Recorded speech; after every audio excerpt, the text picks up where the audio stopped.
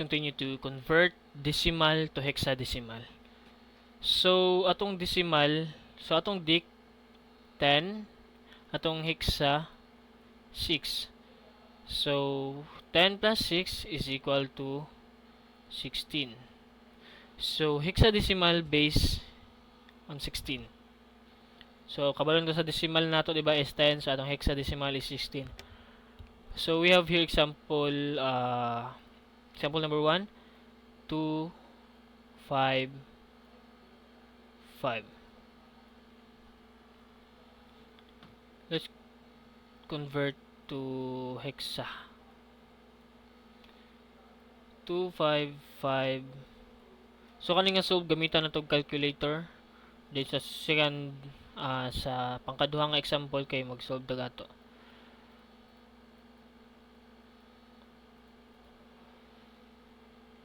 So 255 wait. 255 divided by 16, which is 15.9375. So sa pagkuha sa remainder guys, i-times ni nato kaning 0.9375 times 16. 16 times 0.9375.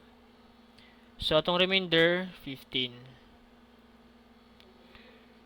So ma-divide pa man ni siya kay so 15 divide 16.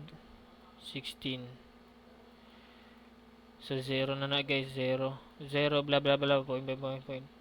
So copy atong remainder. Remainder na to is 15. So para sa ang hexa nato di ba kay letter, if moabot na siya 10 to 15 kay base 16 man siya. So kasi kagets ra mo kanang di ba 0 1 2 3 4 5 6 7 8 9. Then pag mulapas nag 10, 10 11 12 13 14 15. So ato ang 10 is A, di ba? Sa previous na ko nga example. Then ako ang 11 B, 12 is C, 13 is D, 14 E, so 15 F. So ato ni siyang i-convert to F, 15. So F.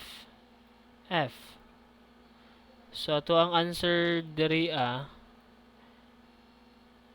is FF. Base 16. So decimal 255 is converted to hexadecimal, which is FF. So I hope guys nga nakasabot mo. So let's proceed to another example nga wala na i-calculator, kita na mag-solve. So ato sana erase.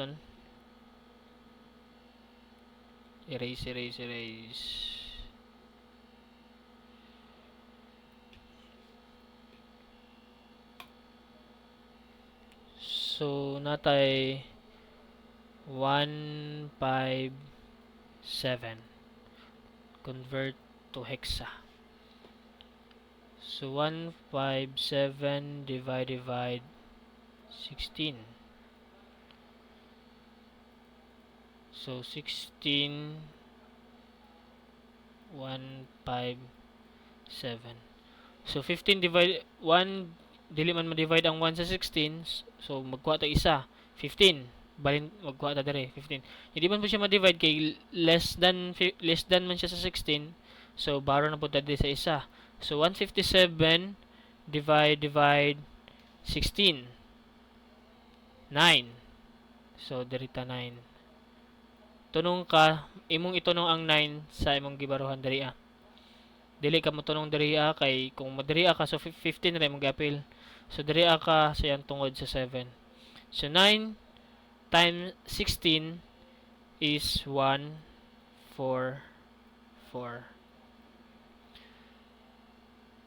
So 157 7 minus 144.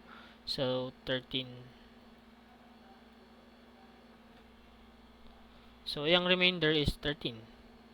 So copy 9, remainder 13. So 9 divide 16. So 9 divide 16 is 0. Then remainder, copy ra nimo ang 9. So ato ang answer is 9. Atong 13 is D. Kani. D. So ato ang answer diri is 9D. Base 16. So 1 decimal 157, convert na to sa hexa, which is 9D.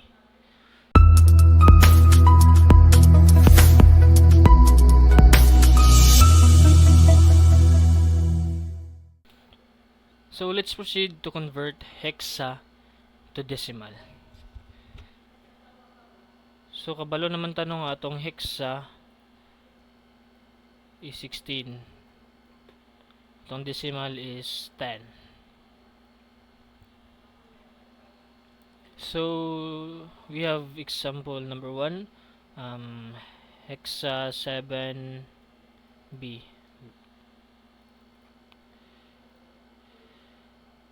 7B. Convert to decimal. So 7, ato ang B is 11, di ba? Tong 10A, 11B, and so on na. So B. So muna itong 0, 1.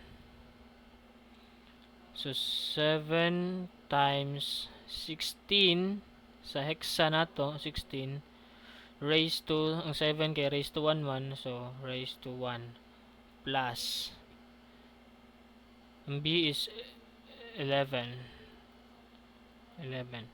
So 11 times 16 raised to 0. So 16 times 16 raised to 1, so 16. So 16 times 7 is equals to 112 plus 16 raised to 0, 0, copy 11 na lang. Then 112 plus 11 is equal to 123. So the decimal of 7B is 123. So I hope guys nga nasabtan na unta ninyo ang hexadecimal to decimal. So let's have another example. We have 1A3. Convert to decimal. So ato ang A, kabalon ba sa tong A, di ba? Which is kane 10. So muna tong 0, 1, 2. 1 times 16 raised to 2 plus A is equal to 10. 10 times 16 raised to 1 plus 3 times 16 raised to 0. So 16 times 16 squared, 16 times 16, 256. 256 plus 1 is equal to 256 times 1, 256